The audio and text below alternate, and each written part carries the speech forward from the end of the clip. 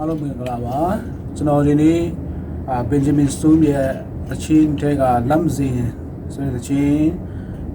drum ဘယ်လိုတီးထားရဲဆိုတာကျွန်တော်အနေငယ်မျှဝေချင်ပါတယ်ပထမဆုံးအနေနဲ့ကျွန်တော်မျှဝေချင်တဲ့အပိုင်းကinto part ပေါ့နော် into part လေးအဲ့ဒါ snare rhythm လို့ခေါ်တယ်အဲ့ဒါလေးဘယ်လိုတီးခါထားရဲဆိုတာကျွန်တော်ရှင်းပြသွားမှာဖြစ်ပါတယ်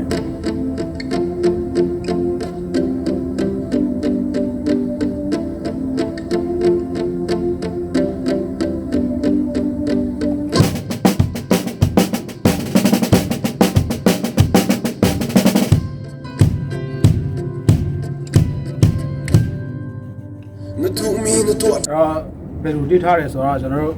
16 accent ကိုကျွန်တော်သုံးထားပြီးတော့စတုထားပြီးမှကျွန်တော်တို့ 4E and R N နဲ့ R မှာကျွန်တော်တို့ 32nd note ထည့်ထားပါတယ်အဲ့ဒါကိုကျွန်တော်တို့ double strong နဲ့တီးထားတယ်ပေါ့နော်ဆိုတော့